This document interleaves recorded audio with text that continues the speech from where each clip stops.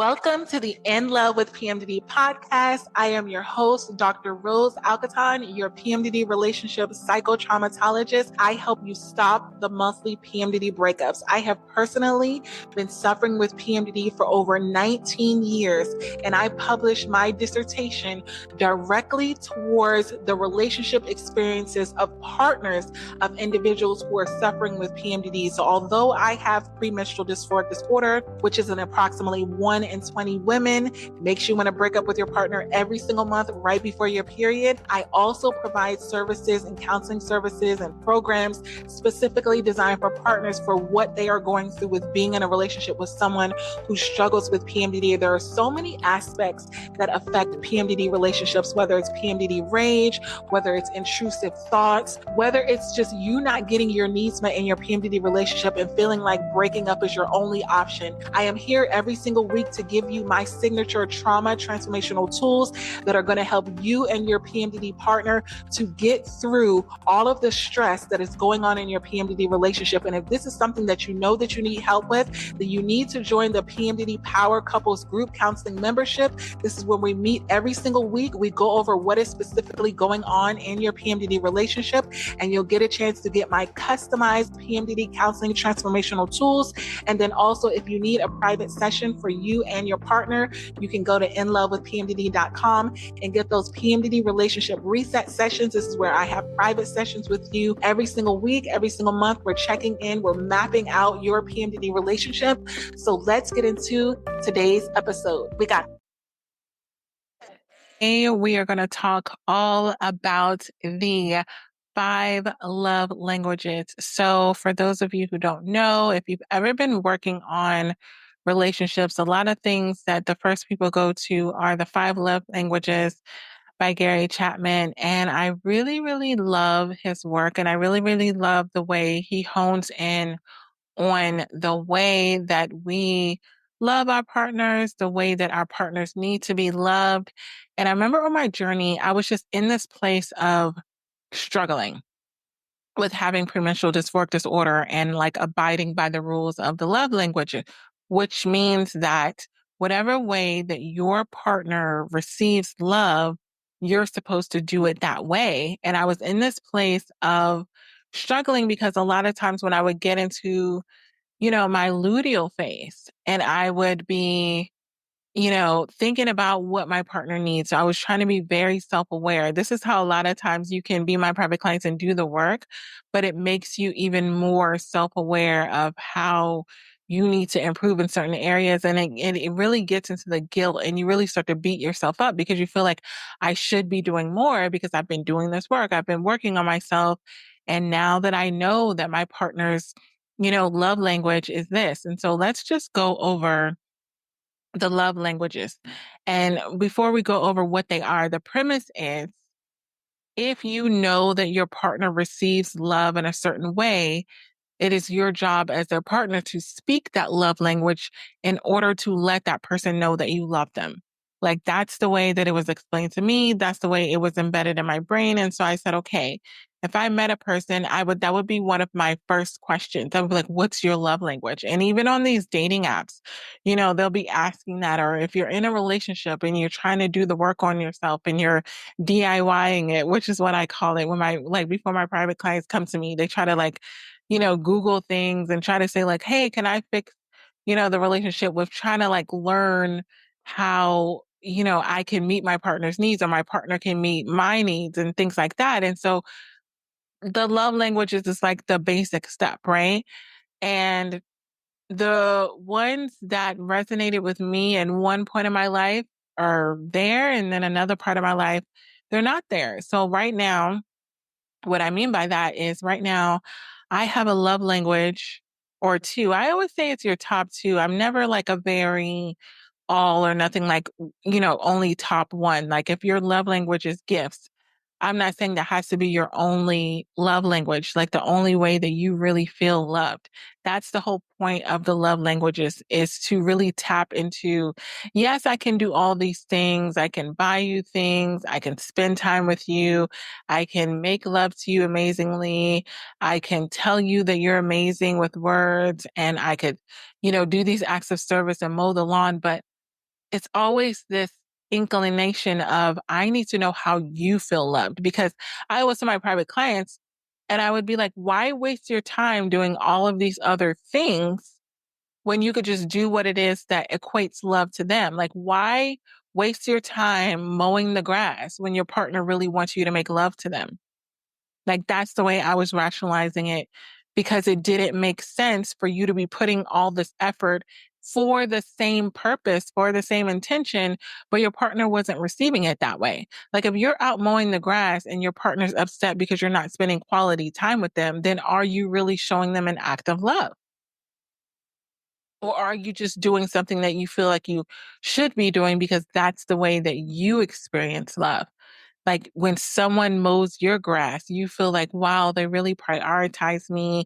They really love me. They're really trying to help me. They're really trying to be a partner. That's how my best friend is. Like, my best friend, um, and she came on a podcast episode a couple months ago. Her thing is acts of service. And we always talk about this because she talks about how, when she is dating, she wants a guy that's going to take the initiative and take some things off of her plate, like mow the grass or go pick up things from the store or go order her food from DoorDash, or just anticipate her needs and meet her needs through acts of service. And for me, that's like hired help. Like, I can order DoorDash, I can get a lawn guy to do my lawn. Like, I don't feel loved by them when they do it. I appreciate it and then I compensate them accordingly. But I don't feel like, oh my gosh, you really love me because you like mowed my grass. Like, but I do know that's very real for her. So I do not discredit or like invalidate how she feels love, just the same way as, what oh my gosh, what I acknowledged that my love language, and I feel like it's my true love language, because what I will say is, when you're in those moments of clarity, when the fog has lifted, when you're not going through a traumatic situation in your relationship, where you're not going through a lot of fights, where you're not going through a lot of argument, where you're not experiencing a lot of stress, when you're not in recovery mode, then I would say you're in the place to really discovering what is your love language for the season that you're in. So I will say that where I was a year ago, my love languages then are completely different to what my love languages are now. A year ago, I was in this place where I was feeling very alone. I was feeling very alone in a sense of, I'm doing everything myself. So I was really into that, um, do an act of service to like let me know that you care about me. Buy me a gift. I needed something tangible, which I'm not a very materialistic person. Like, I'm actually a minimalist. Like, I try to get rid of things. I'm a very, do I need it? Do I love it? Even when I go to the store, I'll let you in on one of my tricks, and I use it for my daughter, not to trick her, but it's a really good psychology trick, or I would say tool. I'm a something trick, but it's a psychology tool where, I remember being pregnant, and before I had a child, I would see all of these kids in the store, like acting up, like crying on the ground and like yelling and screaming and all of these things. And I was mortified because I'm not like a confrontational person. So I was like, how am I ever going to be able to deal with this? Like, I'm very like, okay, like I can be, especially with people that I love. I discovered that I can be in this realm of like people pleasing, which is not really good with children because they need structure, they need discipline, they need all the things. So I was like, this is not going to end well, because if I see my child laying on the ground and crying and wanting this toy, I'm going to be like, here, take the toy. Like, you win. Like, I'm not going to fight you on it. Right.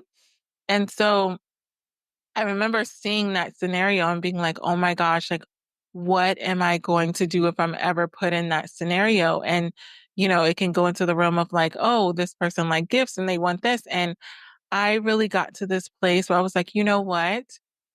Um, I want to be very intentional with the way that I am expounding my energy. And it doesn't have to do with giving them something that they want. So what I did was, I wanted my child to really get the satisfaction of what it is that they wanted. It's kind of like the love languages. You want to know that your partner is giving you the satisfaction of what it is that you want, whether it's words of affirmation, whether it's physical touch, whether it's gifts, whether it's acts of service, whether it's quality time. You want to know that you're with a person that is willing to give you what it is that you want. And I was like, I want to be that person. I love my daughter. I want to be there for her. Like, I want her to feel loved by me.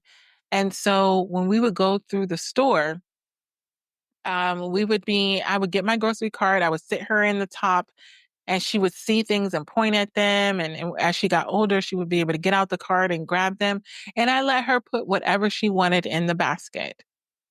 There was never a breakdown. There was never crying. There was never anything. I let her, as we were walking through the aisles, she put anything she wanted in the basket. There was no restriction.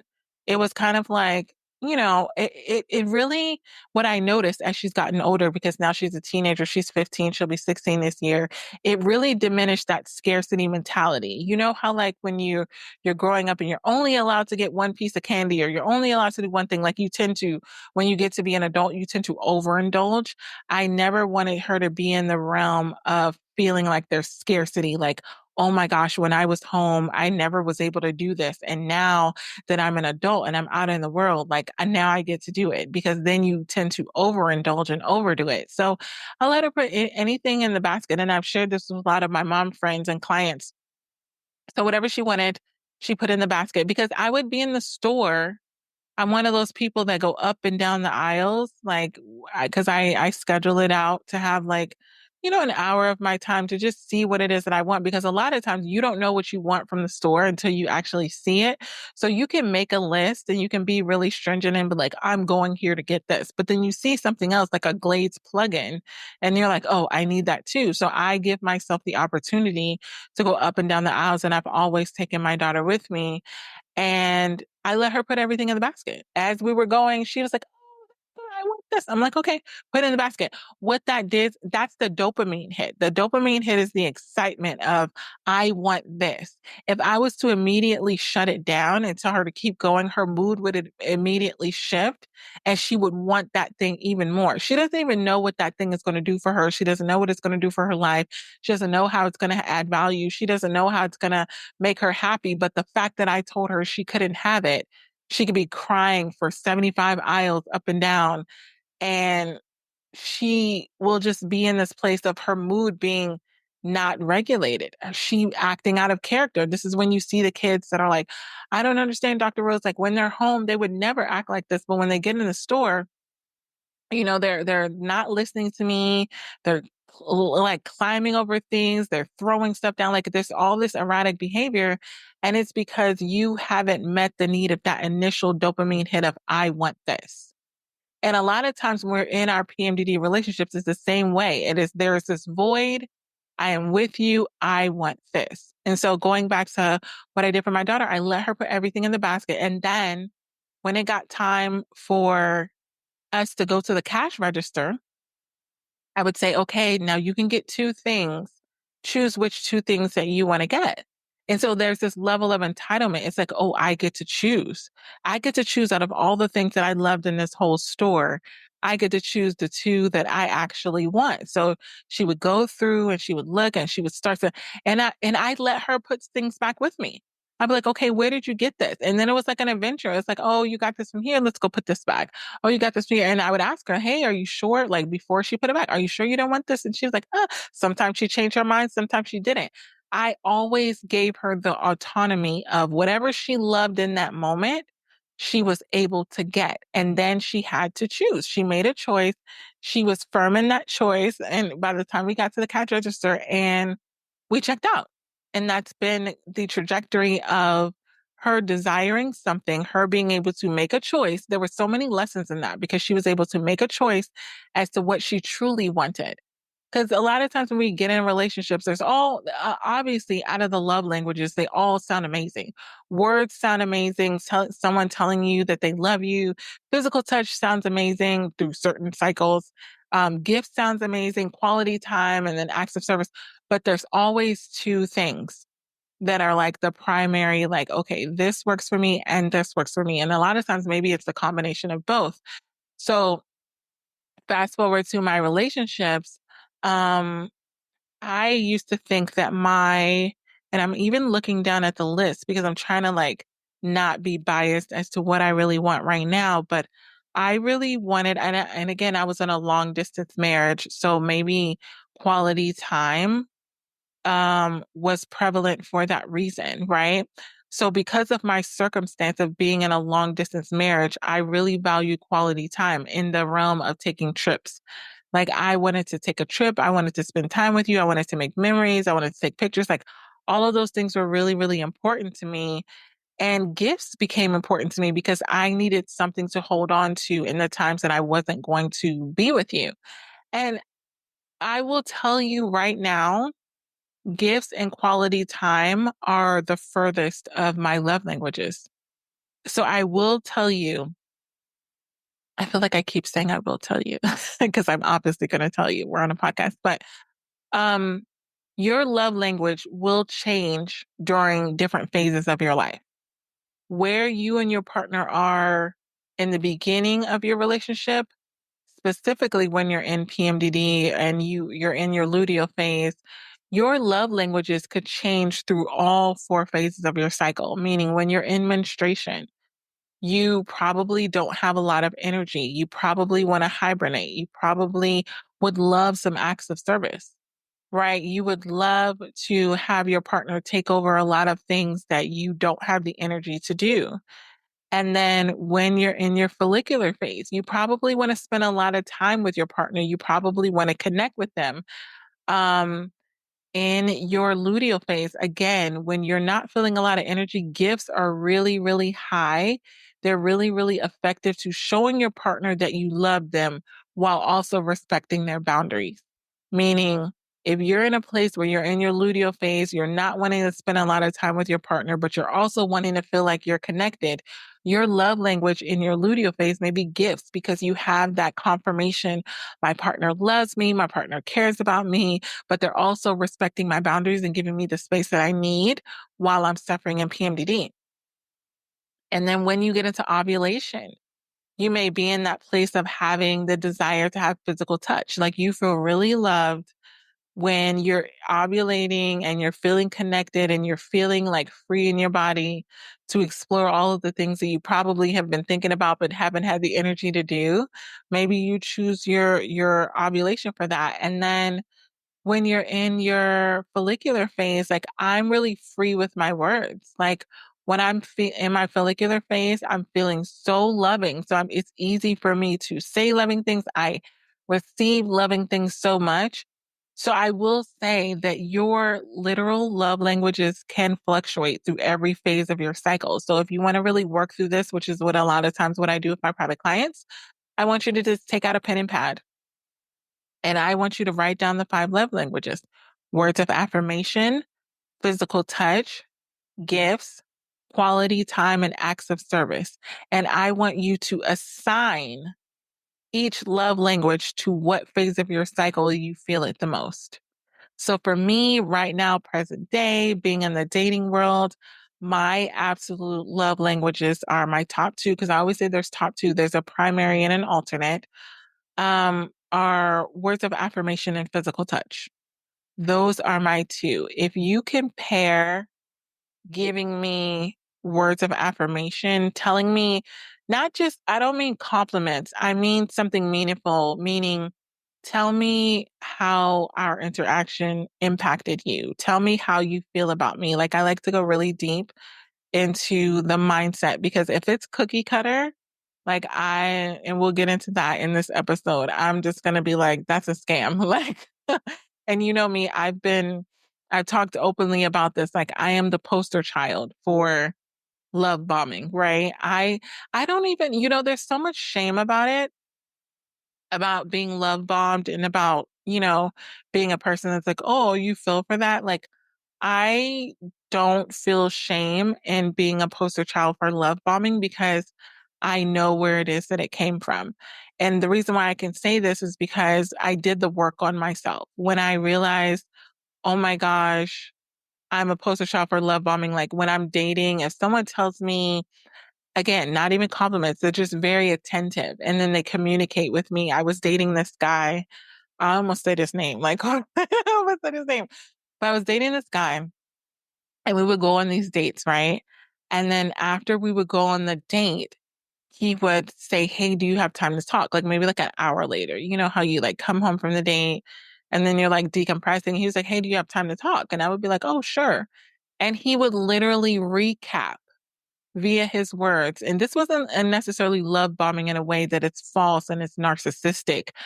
So maybe I'm titling it a little bit wrong. But what I mean is he described the date in his from his perspective, which I was like the emoji with the heart eyes because I love to understand where people are. I love to understand what they're feeling. I love to hear about it.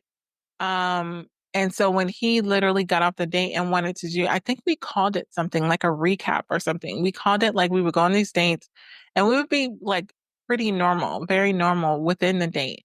But then afterwards, he would start talking about, yeah, when you did this, this is how I felt. And when I did this, this is how I felt. And yeah, I really love this. Like I was just like, it was like watching the movie of my life. And for someone that is what is the word? I'm gonna have to Google it. I think it's sapiosexual, like sapiosexual, which means that I am mentally, like when I'm mentally and emotionally stimulated, like that's where the attraction comes from. Because I intellectually want to know what's going on. It's never been just a physical thing for me. So with words of affirmation, when you tell me how you're feeling. Tell me what you're thinking. Like, I feel so loved. I feel so cared for. Even if you're just describing your experience, I just feel so connected that we're even in the place that we're discussing it. And then my next one is physical touch, which I strongly believe that one of the major reasons that I have physical touch as one of my now love languages is I have been deeply deprived of physical touch for a good portion of my life. And again, this is with the work that I did since my past breakup with my PMDD partner, that I didn't realize how much of my life I didn't really have physical touch that made me feel loved. Like, yes, someone can hug you and yes, someone can like, kiss you and blah, blah, blah. But I was starving basically after my last breakup, my last marriage, because we were long distance. And so there was this big gap of time. Like I would probably only see my partner like once a month, if that. And then if there was some months, it would be like twice a month. And so there was this demand on physical touch, like a check the block thing, like, oh, we haven't seen each other. We need to like physically connect. Um, and then there was some months where it would be like nothing. And I was so committed, so dedicated to my marriage, my relationship that I put physical touch on the background because, and I know me, if I would have put it on the forefront and said like, hey, this is so important to me that it needs to happen, I would have been completely unhappy and dissatisfied the entirety of our marriage because it was so lacking.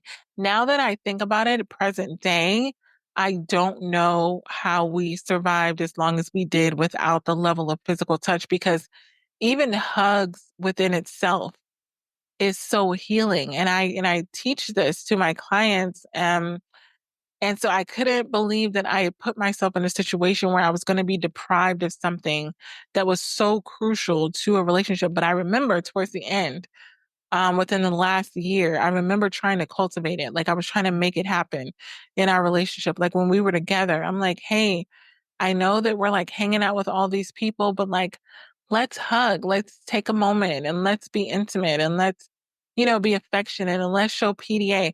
That was my way of really saying like, I am like literally starving of physical touch because I hadn't had it. I hadn't had someone be walking down the street with me and holding my hands or be in the car and holding my hands and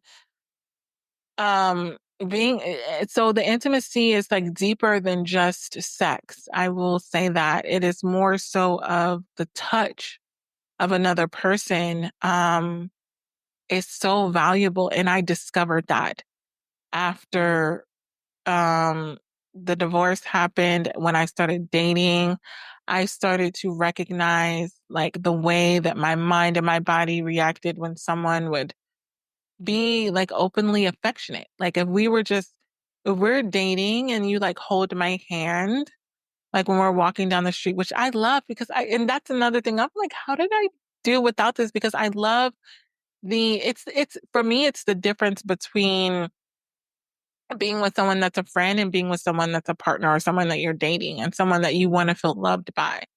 Like that's the difference, the intimacy. And so if you get out the car and they immediately go to hold your hand or they put their arm around you, or one of the things that I love that one of not one of I was supposed to say one of the guys.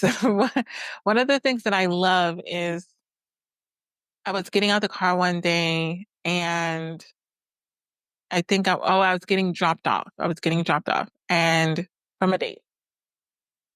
And they literally went to the other side, opened my door, I got out the car, and I kind of leaned around the car just to talk a little bit. And they literally like grabbed my face and kissed me so sweetly, so nice. And I melted like a stick of butter.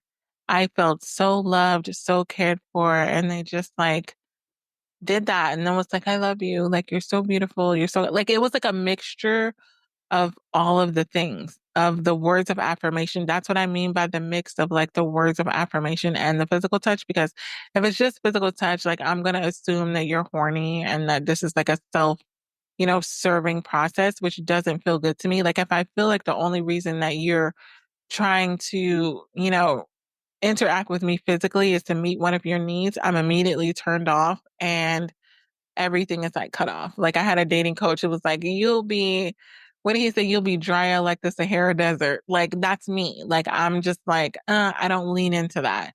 But when you mix genuine and not love bombing, but genuine how you feel about me, like I was telling you earlier about the guy that I was dating that told me about the whole date. And he did that one time. We went for a walk at the end of the date one evening and we were walking by the water and we're holding hands and he started to just do the recap that he would do. Like, tell me about the date and, oh, this time I felt about this. And I really love when we did this.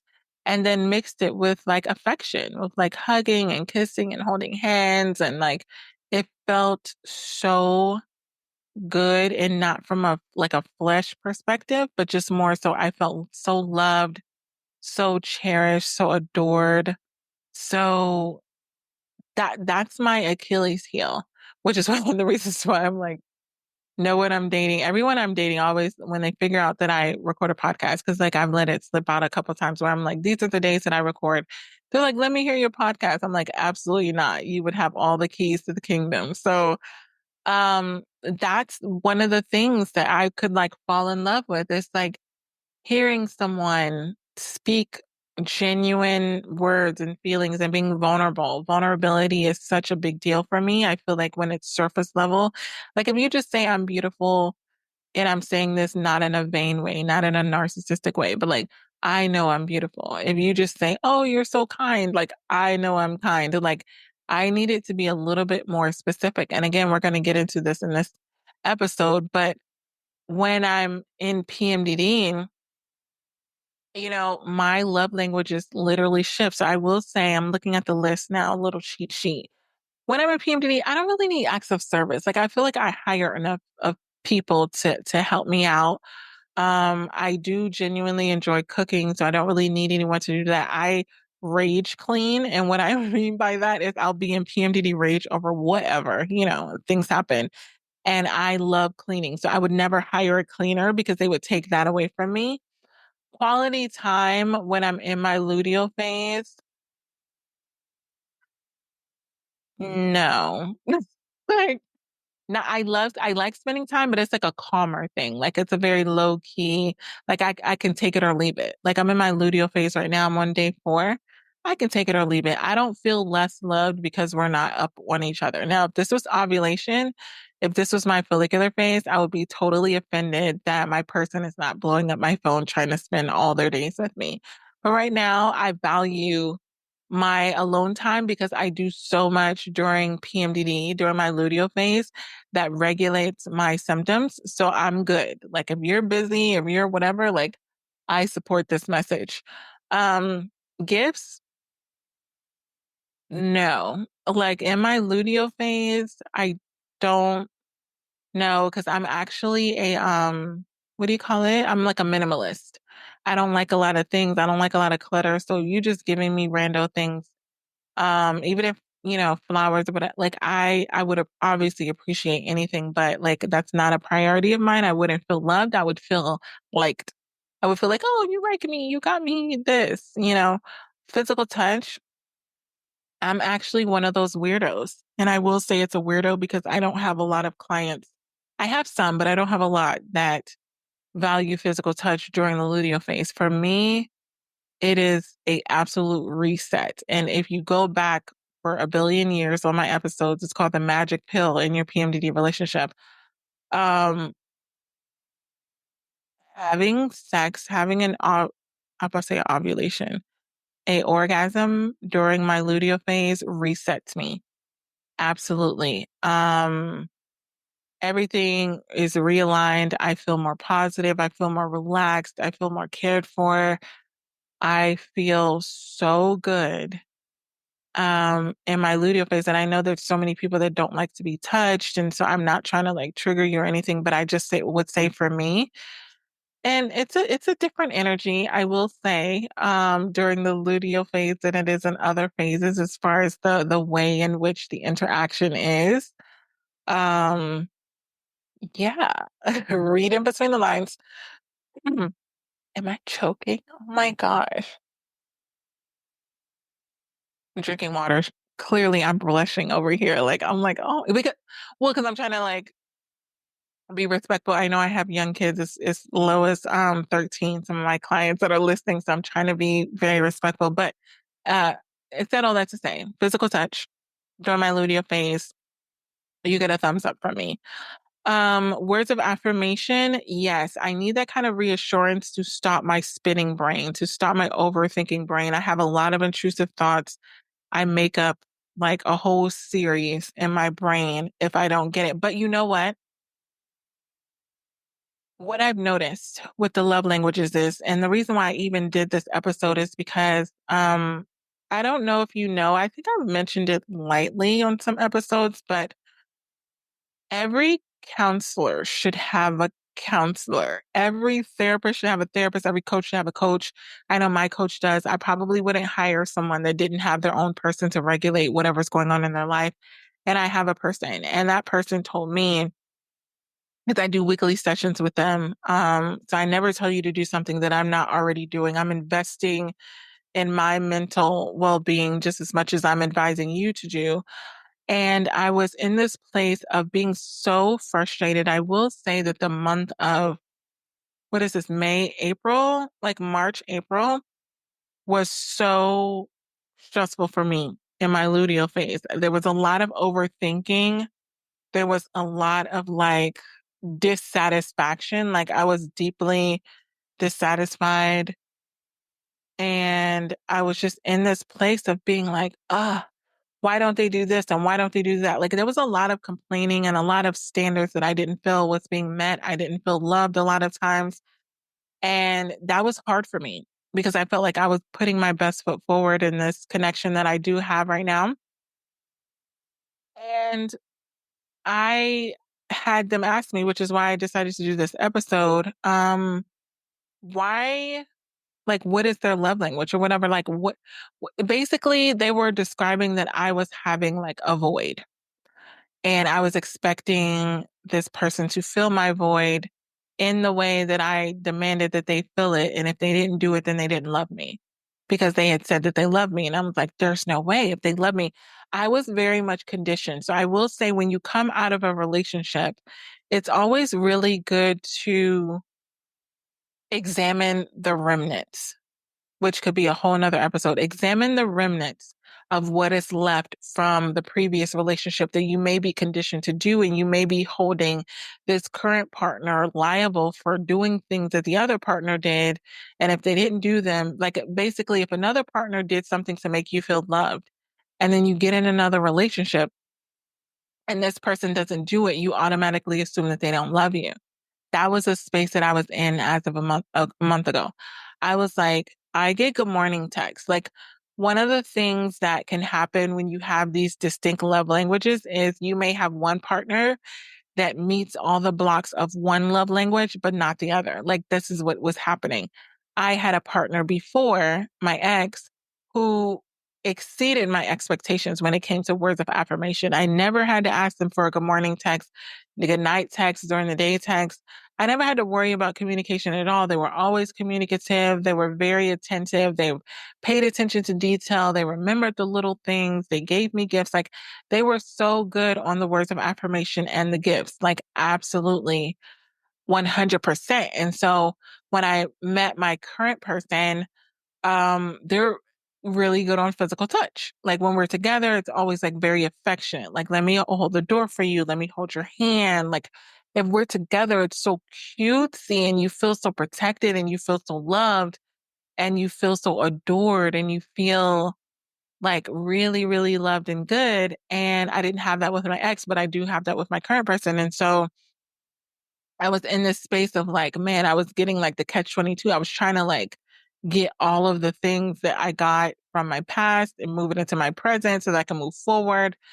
And I remember being like, the words of affirmation was not there. It was not, it was very minimal.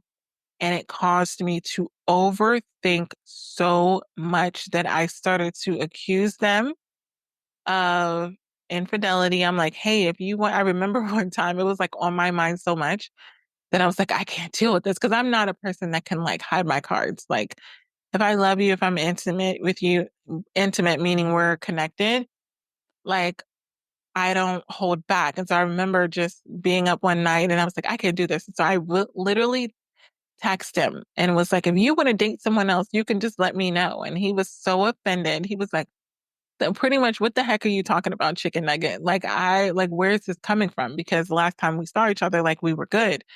And my whole thing was I was trying to get him on this routine of texting me in the morning, texting me midday, texting me at night. He was trying to do it. I get he was trying. It was very like, it was not the best because he would like say good morning. I mean, like, good morning, baby, or good morning, my love, or good, whatever, whatever. And then he'd be like, how was your day? And then go into work and like be working for 40 days and 40 nights. And I'd be like, well, that didn't, like, I was expecting the communication to keep going. But what basically was happening is I was in this realm of, I want you to love me the way I want you to love me because of my love language. Like I was like, you need to do this or else I'm not going to feel loved. I was completely ignoring. So all of the ways that I was like admiring the fact that he was making time out of his busy schedule, which he really does have a busy schedule to spend time with me, being super affectionate. I had put that on the back burner, buying me flowers, offering to do things for me, like pretty much all of the things outside of the words I was discrediting because he wasn't doing things the way that I wanted him to do them, but it was based off of an old narrative. Like that's what my counselor really had to, get like dig. This is what we do as counselors. It's not really about the surface level. So for me, it was never really about the good morning text, right? It was never about, oh, I don't think that they want to tell me good morning. It was about what is the deeper meaning of that? Why is it so important to me? And the reason why it was so important to me when I really did the work, and this took about 3 to 4 weeks. So like I said, this doesn't happen easily when you come to these conclusions and you figure out, because I think with counseling, which is the misunderstanding or the misconception, is that you go to one session and you figure everything out. It takes multiple sessions just to figure out what it is that we need to work on. So unless you've already pre-done the work and you're pre-plucked, as I call it, and you're like, oh, this is what I need to work on. That's one thing. But as we're doing the work, other things come up. And so I literally had to go 3 or 4 sessions and I was like, wait a minute. The only reason that I really am requiring and saying like this is my love language, he needs to do this, I'm so disappointed because he's not doing this, is because when I was in my previous relationship, good morning texts and good night texts were a way that I felt loved. And I'm so conditioned after 5 years of being in that environment day to day. You have to think day to day for 5 years straight. There was never a day that went by. We were living in multiple countries. We were living in multiple places. Never, never, never did a day go by where we didn't send a good morning text, a good night text, a communication during the day. That just didn't happen. That was just our thing. So now going into this relationship, this other relationship where that's not really required, I was feeling so unloved, so devalued, so all of the things. And I started to make up stories in my mind as to why this is not happening. Why are you waking up and starting your day and not feeling the need to connect with me and say something? Like, why are you going to bed at night and working the whole day and not feeling the need to connect with me? These were things that I found very offensive. And, being offended is one of the things that I really had to work with when I was going through my divorce and I was going through my last breakup. I had graduated from that, right? But now I felt this sense of entitlement, which maybe you can relate to, where you feel like if I'm in this relationship with you, then I feel entitled to this kind of treatment. Like if you're going to be with me and my love language is words of affirmation, or my love language is physical touch, or my love language is gifts, or my love language is acts of service, or my love language is quality time, you will do these things or I won't feel loved. And the problem is not that you just don't feel loved, that you punish your partner because you don't feel loved. And that's exactly what I was doing. I was accusing him of infidelity. I was pulling back. I was playing game. It was just like I was playing games. It was like a weird, because I was playing games in order to get what it is that I really, really needed. Specifically when I was in my luteal phase, I'm like, I just need him to text me this good morning. Like, I needed someone to like ease my mind, but I had to take a step back and was like, that's a me thing. That's me needing that. That's not him literally doing anything. I'm taking the space and time of the gaps in between communication and I'm making up a whole story. And I believed the story. And I told the story to my friend who is probably used to hearing the stories. And I was like, can you believe? And Bob, and she was like, oh no, he didn't. Like it's like this weird thing that happens when you have, friends and family that love you and care about you. When you start to mention these things, they're like, oh my gosh. But you have to remember that you're listening to it from the perspective of the person that is offended. Right. So I had this sense of entitlement. Like, if you're going to be with me, you need to do this, this, this, this, this. And so I remember him when I confronted him and I said that he was actually at work and like took a picture of himself at work. He's like, baby, I'm at work. Like, I don't know why you're talking about someone else. And he was like, you know what? If this is fine, like basically breaking up with me. Like I'm good. Like if this is what you think of me, like that makes me sad, blah, blah, blah. And it was like this situation that it even added fuel to the fire. I'm like, oh, they're trying to break up. Of course they have someone else. It was like a weird, I knew it was a me thing because I've become so self-aware over the years, like years and years and years I've done this. Years and years and years. I've had PMDD for 19 years and I've had the intrusive thoughts for 19 years and I've worked on myself and all the things. And so I was like, I know this is a me thing, but sometimes even when you're being self-aware, you still can like see yourself do it in the moment, even though you see yourself doing it in a moment. So I really had to take a step back, and which is why it's so impactful to have weekly, I will say weekly private sessions with your person, that your counselor, your psychologist, your therapist. And I opened my books up for the month of May. So if that's not something that you've gotten in on, you're going to get an email this week and it's going to be giving you my availability, which means I know a lot of times individuals reach out and they're like, when are you available? When are you available? I'm going to make it very clear about the open spots that I have for the month of May on a weekly basis, because I do have consistent private clients. And then I do have private clients that I leave open spots for them in case anything happens, because I give them homework or they have events going on in their life. And then I say, okay, if anything happens, this is your open spot. So the ones that I have remaining, I will be sending you an email. If you're not on my email list, make sure you DM me. You can actually send me a text message on this podcast. You can message me on Spotify. You can DM me on Instagram, Dr. Rose underscore in love with PMDD, to make sure that you get on my schedule for the month of May. I realized that I was going to do a monthly calendar, but things change, as you know, in PMDD relationships, that I'm going to start to do it weekly, where I'm giving you my availability, because I know with my person, like I will say I'm meeting with you, my psychotherapist, I will say I'm meeting with them for 1 day a week, which is it's like a non-negotiable. I meet with them 1 day a week, like, because something is going to happen within that 1 week, but then something else might come up. So I need like an extra session. So I know I'm trying to keep myself open for those additional sessions that happen, because you kind of need that guidance in the moment when things are happening. So going back to it, I was in this place of just like wanting him to love me, show me love in the way that I desire to be loved, which was sending those daily text messages. When in the grand scheme of things, out of everything else that he was doing, it was kind of like, why is that so important? Like, if he's showing up for you, he's taking you on dates, you're spending all this quality time together, he's giving you gifts, he's cooking for you, like all of these things, why is this so important? So I will say, ask yourself that question when you're looking down the list of the love languages.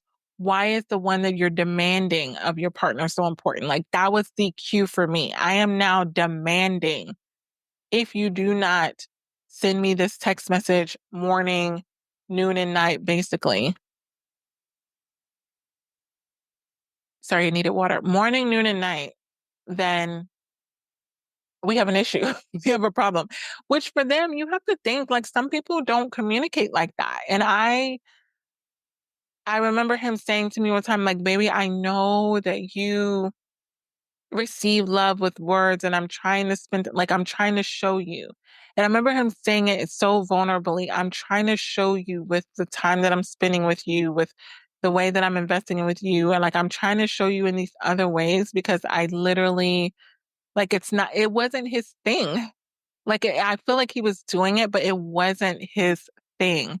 And so the first tool that I really want to give you is, don't ignore how your partner loves you because it's not the way that you want. Don't ignore the way that they love you. Like, if you're saying that your partner is not giving you good morning sex, or you're saying that your partner's, if you're living together and they're not picking up around the house, or they're not doing certain things, I would always ask you, list out the ways that they do love you. List it out. And then I would say, after you list it out, does that really value you? Like, do you find value in the way that your partner does the things that they're doing to show you love? Or are you just like, yeah, yeah, yeah, they do that, but they don't do this? I was minimizing what he was doing. Um, and it damaged. It really, really damaged. Like, we wouldn't have had like an argument, which I do actually like, is that it didn't turn into anything like yelling. Cause like, I'm all for, like, let me see how you are in conflict, because we talked about previous episodes, like, I can't do the yelling, I can't do this, but it was like this thing of like disconnection, which for me, it's like when you're in conflict and you're disconnected, like, it's so, I don't like it. I don't like the way it feels. I don't like the way it looks. Like, I don't like it. And so what I really had to do was like, I had to really recognize what the root of everything was coming from. Because it was definitely a me thing, because I felt like if I didn't bring it up, we would be fine. Because I would see him again and he would act like nothing was wrong. And he'd be like, hey, baby, and blah, blah, blah. And I would be fuming because of these unmet expectations based off of a love language that I needed.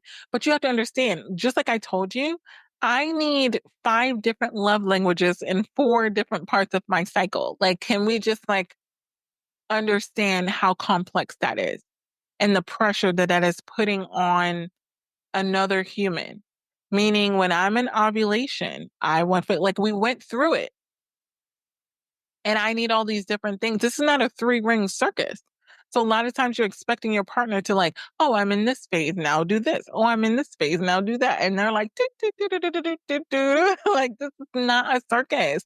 So the fact that you're discrediting what they are doing because you're demanding what you need in the present moment, because I guarantee you, if I'm switching cycles, what I need in today may be completely different from tomorrow. And what you did yesterday might be exactly what I need today. Like that's the complexity of being with a woman with premenstrual dysphoric disorder. And I had to take complete responsibility of that because it's not a realm of like, oh, I'm going to break up with this person because they're not doing this.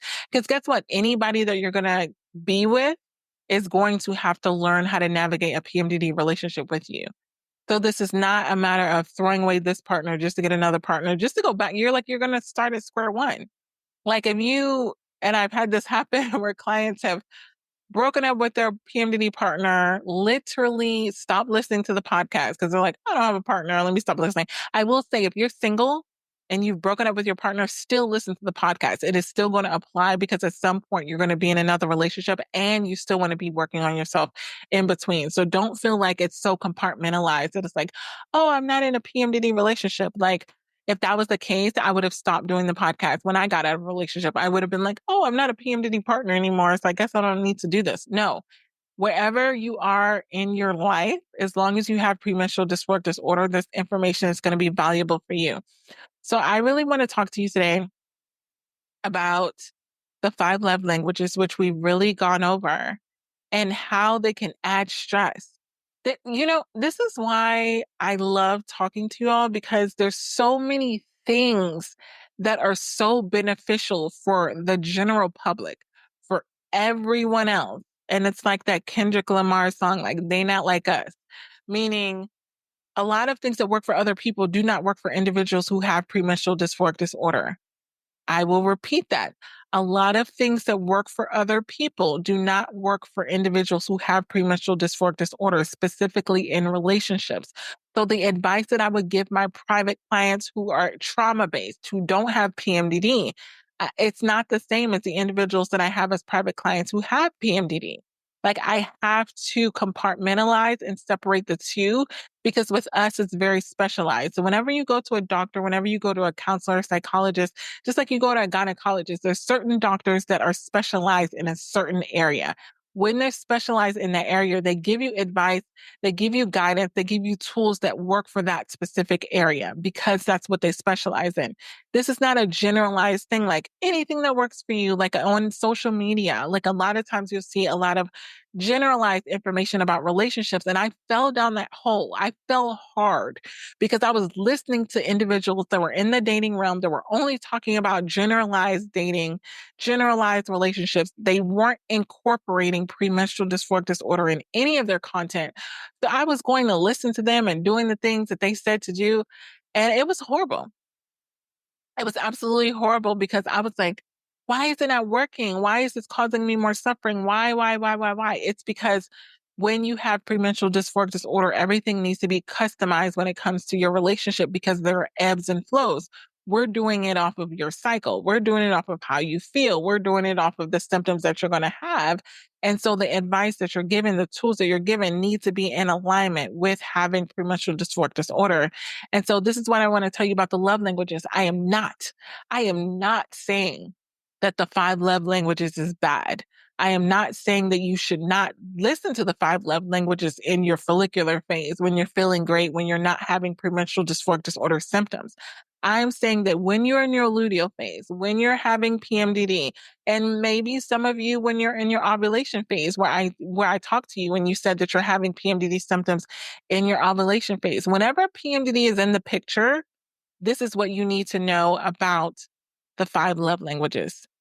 A lot of times, and I'm saying this because I've seen it, words of affirmation, if that's your love language, they feel fake during your luteal phase. They feel fake during PMDD. When your partner is saying loving things to you during the luteal phase, you as the individual that's suffering with PMDD, you may not believe them. You're not going to receive them. You may not believe them. And you may be thinking to yourself, oh, they're just saying that, which means to your partner that it can turn into, oh, so you don't appreciate the words that I'm saying, or it can be very hurtful because it's like, no, I genuinely meant that. Why don't you believe me?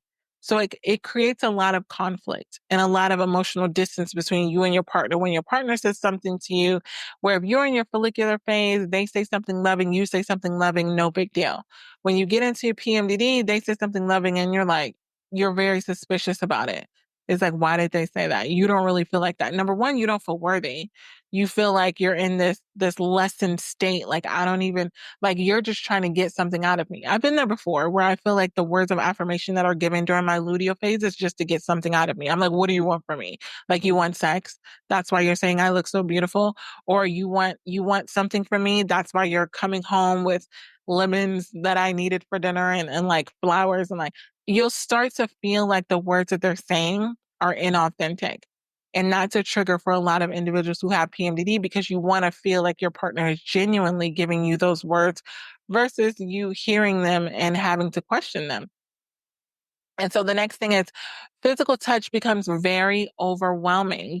For being in your luteal phase, your partner needing to be, up on you, it can cause a lot of irritability, a lot of sensory sensitivity. Like you don't want them touching you when they go to like, I remember this time I was dealing with like night sweats and I was laying on my back and my partner went to go like rub my back and I had taken off like I was like sleeping and I was drenched and I put my clothes in the washer and then I went to lay down and they went to rub my back and I didn't have any, like, it was like nothing on my back. And I was like in sensory overload. And I was like, don't touch me. Like it was so bad. It was like a feeling of disgust. Like their hands on my back was like a spider crawling on my back. And they were so triggered by that. They felt so rejected. They felt so offended because they're like, if I'm the person that you love and adore and that you're supposed to think is so attractive, how does the way that I'm touching you like make you feel bad?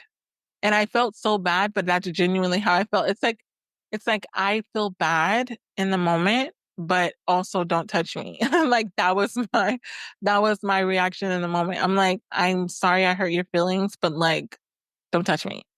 And so it made physical affection like very invasive or triggering. And, for my partner who had that physical touch love language, it was a problem. It was a problem because it's like someone who has the love language of physical touch, they desire to express that in that way towards you and they want it to be received and they want to feel like they did a good job and they want you to feel loved. And so for me, I remember one time I was like in this phase where I was trying so hard to save this relationship. And because I was knowing that it was me. I was like, oh, I'm the problem. It's me. I'm the problem. It's me, like Taylor Swift. And I was like, I'm just going to suck it up. Like, this is when you're holding on by a piece of dental floss. I was like, I'm just going to suck it up and get through this physical touch, even though I'm not enjoying it. And then I remember at the end of it, I was like, aren't you happy? And they're like, no, like my happiness, because their love language was physical touch, my happiness was dependent on you being happy with my physical touch. And I obviously see that you weren't. So I was like, dang, that's crazy. Like I felt so defeated because despite me enduring that physical interaction, I almost said altercation.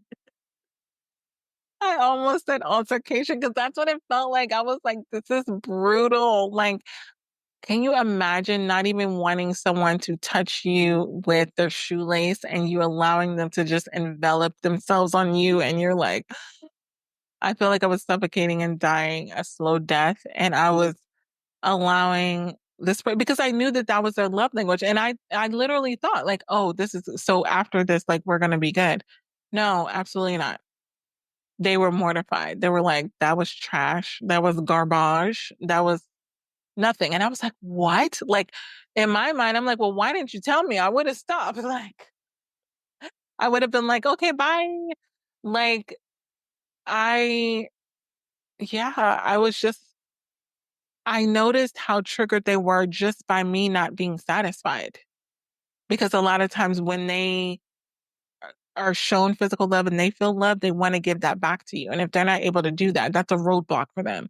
That's a hard stop. That's a hard pass. It's like, I'm not, because then they feel like a creep. Then they feel like I just got finished watching the last season of You. Then they feel like a serial killer who's just able to be physical, affectionate with you and you not enjoy it and they find pleasure out of it. Next one is acts of service. So a lot of times with acts of service, what I've seen with my private clients is there's this scorecard. I did this. I picked up little Jimmy last week and you didn't pick them up, or I did this for Susie and you didn't do this. Or I brought the groceries home and like there's this back and forth of who did what. So if one partner gives or accepts acts of service during PMDD, like they're cleaning or they're making meals and it's not reciprocated, a lot of times you can get to that point, and I've been there too, where I've internally wanted my partner to do something, they didn't do it. So I start doing it and I like aggressively doing in like PMDD rage and I'm like doing it and then it's not reciprocated. It can create bitterness and burnout. Like I was literally burnt out by the end of the evening. So they didn't think anything of it. Oh my gosh, this is hilarious because I literally was killing myself, scrubbing floors and making meals and doing all this. And they were sitting on the couch watching me move around like a lunatic, like a certified lunatic. Like I was like on autopilot and I had my thing. I was like, I'm doing this, I'm taking out the trash. I was basically doing all the things that I didn't communicate to my partner that I needed them to do. And then I was bitter and resentful because they didn't do them. And then I was burnt out because they didn't do them. And meanwhile, they were sitting on the couch. And then when I got done, they were expecting to spend quality time with me and be affectionate. And I was like, don't look at, like, I was so mortified that they didn't see the problem. Number one, if you have these love languages, do not make your partner read in between the lines. Like that's one of the biggest mistakes. If you don't want, because you can do it, obviously in PMDD, I feel like we have a different, in my luteal phase, I have a different amount of energy. And so because I have a different amount of energy, I feel like I can do a lot more than I could normally do. So like let the person know, let your partner know what it is that you really want them to do. Don't kill yourself doing something and then blame it on them later. If you've never, I always say, have you communicated it to them? Because they're like, they just watched me do this, this, and this. And I was like, did you ever ask them to do it? Did you ever ask them to do it? If you didn't, they're probably looking at you with like fumes coming off of you and not wanting to get in your way. They're probably like, you got it. Like, I'm like, you're over there, I'm over here. Um, because you're looking a little aggressive when you're doing these acts of service. Like, I wouldn't bother you either. They may be thinking like, oh, maybe it's helping her symptoms. Like maybe she wants to clean, maybe she wants to cook, maybe she wants to drop the ego, ask for help. But when you get to that point with the acts of service, don't wait till you get burnt out to communicate what it is that you really need. I will be the first one now to say, like, I'll say what's good. Because what I used to do, I would say what happened because I always have random stuff happen. Like the other day, I had my car battery die and it was awkward. Like I got in the car to go somewhere and it just didn't start, and the tow truck driver couldn't get into my garage. And my partner was like, "Oh, is there anything I could do?" And I remember being like, "No, I got this." I was initially going to say that, but I was like, "Actually, I could use you to come pick me up because of this system." Like because I knew if I didn't ask for that, I would have been bitter because they didn't do anything, even though I declined their question. So a lot of times you're declining the invitation for your partner to do things that are an act of service and then being bitter and resentful afterwards. Do not fall for that trap because PMDD will come in the ego and it's like, you got this, you can do this. But who are you trying to prove anything to? Like if you're tired, you're tired. Like, who are you trying to prove it to? And so the next thing is quality time feels like pressure. This was me. So, like I told you, I was in a long distance marriage. And when I got into my luteal phase, I was so mad at myself because quality time was so hard for me because I just wanted to hibernate. I just wanted to be in a hole. I just wanted to be in solitude. Like, I genuinely enjoy my own company all the time. And so one of my luteal phase is like someone like turned it up. Like I do a lot of things.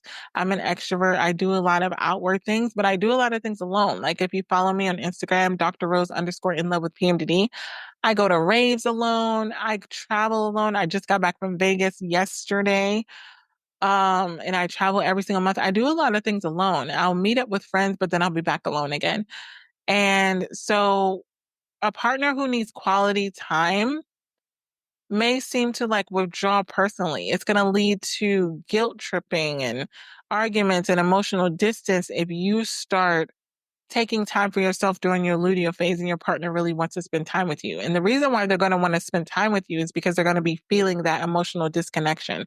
I do know that when I'm in my luteal phase, I have this charged energy, like this energy of connectedness. I love to love. I love to be connected. And I notice when I'm in my luteal phase, it's like someone pulled the plug or my battery is low or it's like glitching a little bit or it's loading. Like I know that anyone that I'm in connection with can feel that. And so when they try to spend quality time and I'm just like, oh no, I'm busy. I have to go walk the goldfish or something. Like I mentioned something that's just like an excuse to not spend time, they may start guilt tripping me like, "Oh, I really wanted to spend time with you," or they'll argue with me, or they'll just be distant. I've had it also too, where they're like, "Oh, you're busy, I'm busy too," and it's like, "Okay, chicken nugget, like we can both pretend, but I actually don't want to spend time." Like I have to be very honest with myself. And this is how the love languages really messes me up when I'm in my luteal phase because it's just like I'm not trying to emotionally disconnect with you. Like I don't want to be with you. I just do not have the energy and I don't have the bandwidth and I don't like to fake it. Like I don't like if how I feel is how I feel. I'm not trying to like pretend because I've done that. I did that in my last relationship so many times. I spent so much quality time that looking back, I should have just like it never ended well. Whenever I sacrificed my own solitude in my luteal phase to do the things that made me feel my best, for the other person, it never ended well. They were never grateful. It was never amazing. It was probably like a crap show, almost cursed. And the next thing is gifts. When you're in your luteal phase, gifts may feel like meaningless or misread. So receiving gifts during PMDD may feel like an attempt to fix something that you're going through. So your partner brings something home and they're like, I got you flowers. And it's like, oh, so you think flowers is going to fix everything that we have going on wrong in our relationship? And they're like, I just bought you flowers. So this can lead to the PMDD sufferer like rejecting the gesture or interpreting it as transactional, right? And they're like, oh, you're not doing this for the real reason of making me feel loved and making me feel connected. You're just trying to get something. And I've been there too. I'm very big on motives and intentions. If you're doing something for me that's in the realm of the five love languages, I want to know why you're doing it. I want to know that it's not for you to get something out of it. Because if you're doing it just so you can get something else and it's transactional, it's trash for me. It's garbage. It's like, if you're telling me I'm beautiful so you can sleep with me, no, thank you. I know I'm beautiful.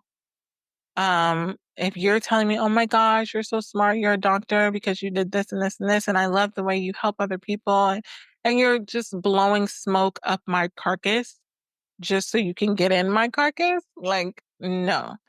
I don't fall for that. It has to be words of affirmation for me has to be something that is very specific and it is not a realm of being reciprocated. Like I'm not saying that you're this so that you can tell me I'm that or so that you do this for me. And when I'm in my luteal phase, you kind of get those squinty eyes like, why are you saying that to me? Like if you're feeling like there's something lacking, I will say there's a level of suspicion when it comes to the love languages. You're like, because I've seen it on private sessions so many times where like Dr. Rose, because they'll try to like come on and say all the things that they've done. Like, I don't know why she's acting like this. I did this, this, and this, and this, and this. And then they're like, oh, you only did this because you wanted this, or oh, you only did this just so you can come on here and say that you did it, like for the ego purposes. And so basically misalignment of the love languages, using them the wrong way, it's going to add to the misunderstanding. If you don't speak the same love languages, it makes it harder to connect with your partner during PMDD. When you're already not communicating well, where you're not able to say like why you're doing certain things, and it can lead to, well, we're making up stories in our mind and it's going to lead to frustration and stress and emotional distance. And, you know, I've been in that place where it's like, I would prefer, and this is very like I was on a date not too long ago, and they were like, basically, what did you like, or what are you looking for? What are your intentions? All the things, the thing. And I had the three C's, and my three C's were, and what, wait. I wrote it down in my notes on my phone, which I put everything else. It was connection, connection, chemistry, and communication. Those are like the arch nemesis of they need to all connect. Meaning I need to have a physical connection with you, emotional connection with you. We need to have conversation, and then we need to have chemistry. Like I really thought I could create chemistry, like because when you find someone that you feel connected with and you have really good conversation, but the chemistry's not there, you're like, oh, I can deal without the chemistry. No, and then it's harder to find chemistry with someone with a like it's I feel like it's a scientific project, but it's all designed for the love languages where the chemistry has to deal with the physical touch, right? For me, that's where that landed, where it's like my body is, I'm very aware. Like if I'm around you and I'm attracted to you, like my body is gonna let me know. That's the chemistry. The communication is the words of affirmation. Like if we're around each other, like I like banter, I like openness, I like vulnerability. I don't like you to be fake. I don't like you to be guarded. And then what did I do? Chemistry. That's a physical touch, communication, and companionship. That the other episode that I did, companionship, like doing mutual activities together. That's the three: companionship, chemistry, and communication. The companionship was like, I want to do activities together. I'm like a very extroverted, like I like to do things. And then I also like to have time where I don't do things. And I like to be able to, it's very important for me to be able to relax around you. Like that's golden because it's so easy to do things with people. Like if I can relax around you and do nothing and still feel good and feel comfortable and feel connected, like that's a win-win. And so, what I basically want you to understand about these love languages and, um, the love language guilt. Oof. I added this on as like a little bonus. There's a love language guilt. So you as an individual who suffer with premenstrual dysphoric disorder may feel guilty for not being able to give or receive love in the way that your partner wants. So you may believe that you're too broken for love, which adds to that shame and emotional overload. I remember every single time my ex would say that they were disappointed in a way that I did something that I know that they valued as a love language, I would feel like crap. And I remember just wishing that I didn't have those qualities within me because I wanted to meet their needs. I genuinely wanted to. Um, but I just didn't. And so the next thing is weaponizing love languages during conflict. Like I've had this happen so many times where you get in an argument and then all of a sudden the love languages are communicated so clearly. It's like, why didn't you just tell me this a year ago or a month ago? But it's like, when you're in conflict, when you're fighting with your partner, that's when it all comes out. And so I need you to really listen closely. Don't get offended. Just listen closely because they may say things like, you never touch me anymore, or you don't appreciate what it is that I do. Okay. So if your partner's yelling at you and saying, you don't touch me anymore, AKA their love language is physical touch and you're not giving them physical touch, therefore they're not fulfilled.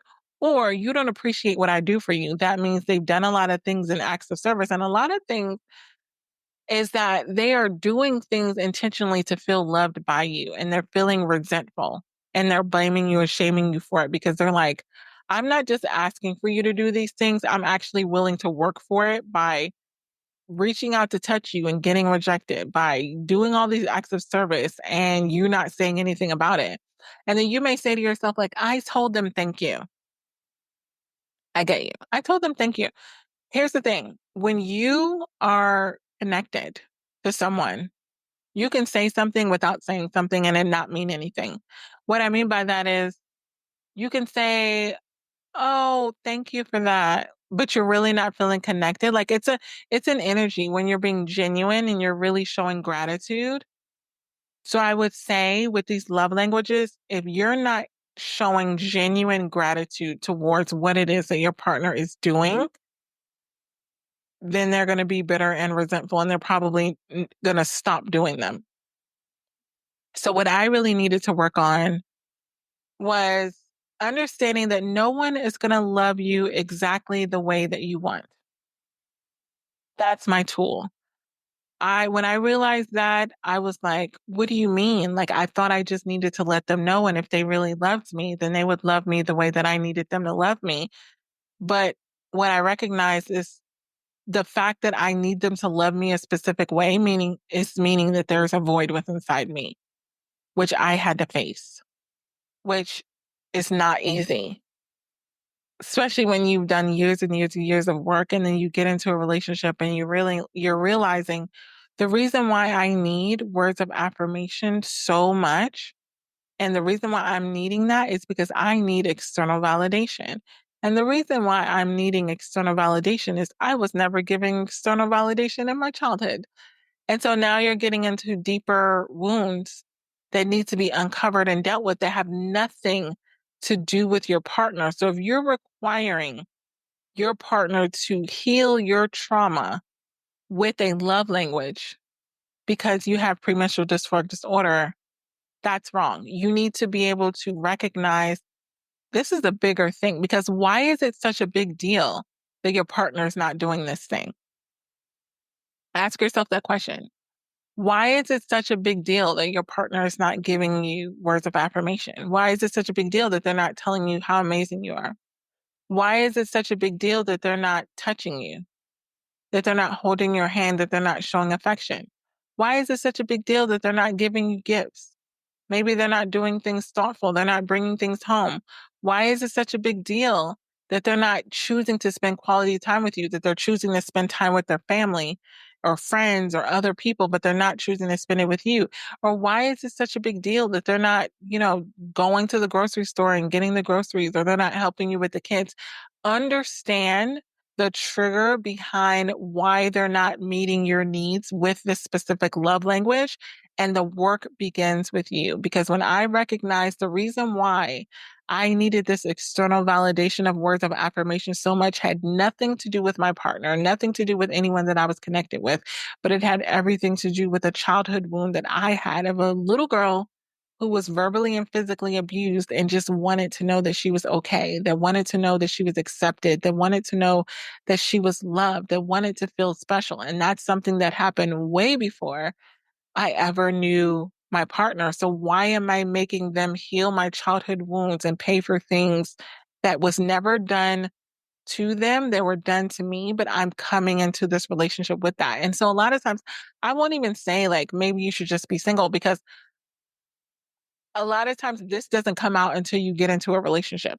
Until you get connected with someone, you really won't be able to do this work because it won't really come up. This didn't come up for me when I was single. So that's why I love relationships. I love the learning journey. I love dating. And that's why, after my breakup, I was like, you know what? I'm going to heal as much as I can heal. And then I'm going to get back out there and really discover what it is that I need to work on and discover how I can be the best partner that I can be. But I don't want you to miss out on the way that your partner loves you because it's not the way that you want. Like it doesn't have to be your way or the highway. It doesn't have to be if you don't do this, then it's trash. Because they may be loving you in the most beautiful way that is so natural for them. And wouldn't you rather have authentic love, affection, attention, adoration, support versus I'm going to do this because you're forcing me to do this because if you don't do this, I'm going to make your life a living hell. Like basically, if you don't give me words of affirmation, if you don't text me good morning, then we're going to be arguing. We're going to be fighting. If you don't hold my hand when we get out the car, if you don't put your arm around me, then it's going to be a problem. If you don't buy me gifts, if you don't buy me flowers, then it's going to be a problem. If you don't spend quality time with me versus spending time with your friends, then it's going to be a problem. If you don't go pick up those things from the grocery store and watch the kids for me, then it's going to be a problem. Would you rather have that forced interaction with your partner, especially during your luteal phase when you're going to be very suspicious anyway? You're going to be able to pick up on that. You're going to be like, that's a scam. Like, I see what you're doing, but would you rather have that happen than for them to actually be genuine and start accepting? Write down a list. Start accepting, like, hey, how does my partner show me love? What are the things that they naturally do that I don't have to nag them to do? Because you really discourage your partner from loving you when you start to demand it. When you demand that they love you in a way that you require yourself to be loved, you're really missing out. You're discouraging them because they're gonna be feel so pressured. They're gonna feel so overwhelmed. Like, I need to do this. I need to get this right in order to have peace in my household. So you will miss your partner's love by demanding it to be your way. Like, once you release the expectation, which was so hard for me, but I also gave myself a little bit of grace. And I said, okay, I know why it's so hard for me because I was so conditioned. I was programmed to believe this is what love looks like. So ask yourself that question. And this is what I would do with all my private clients. How have you been conditioned to feel like this is what love looks like? What's been your conditioning? And you can do this when you're journaling, when I feel loved, this happens from another person. They speak to me kindly. They give me words of affirmation. Like, what is the mantra that goes with that? So allowing other expressions of love. I remember even with my ex, like, I wasn't really a gift person, but I became like a gift person because they would be so meaningful. So I feel like when you're so closed off to, I only accept love in this way, my love languages is words of affirmation and physical touch. Then when they give you a gift, you're automatically discrediting it. Like, you're automatically saying, no, this is not what I do. This is not what I do. Or this is not what I want. I don't feel love like that. Because I did that. I blocked out other people's love, and it was just because they didn't love me the way I required them to love me. What I had to do, and I had the session with my therapist, is when I'm depleted, everyone else's love will be required and demanded. That's what I got out of it. I was depleted. I personally was depleted in a certain way that was requiring so many words of affirmation, so much physical touch. I had to recognize I was depleted of physical touch because I had been in a relationship where I wasn't given that for so long. And now I was just kind of making up for it.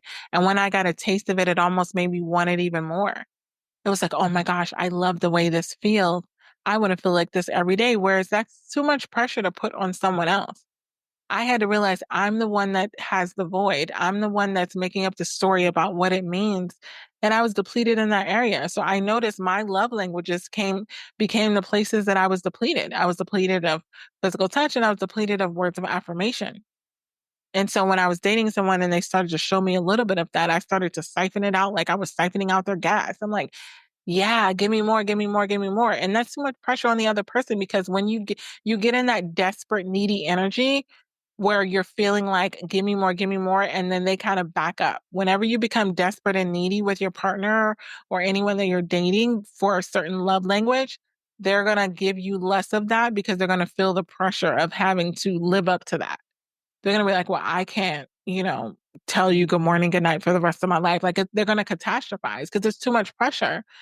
And so what I had to do was start to give that same love to myself.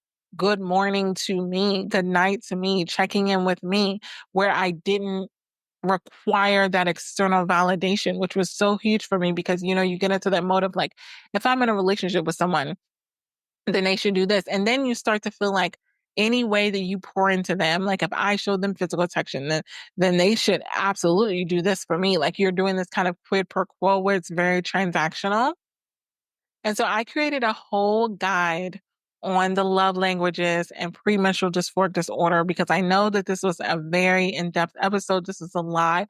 And I know that you probably want to take notes on this, but I've created a whole guide. I'm going to put the link in the show notes. Again, if you haven't booked your sessions for May, make sure you go to the link in the show notes and you book them. Get on my email list where I give you my open calendar for private sessions for this month. And until next time, we got this. I love you. I hope these tools help you and your PMDD partner. If you have not enrolled to get the course, My Partner Has PMDD, now what? Then you want to make sure that you are one of the first 12 individuals that gets the course for the month of December to get that complimentary private session with me. And then after that, it'll go back to regular price without the private sessions. But what this course is going to do for you is give your partner all of the tools that they need on how to be a supportive PMDD partner. What does that look like? I always say that your partner doesn't need more information. They need more implementation. They need more transformational tools. And this is the program for you. So I'm looking forward to you getting those tools in the program. And until next episode, we got this.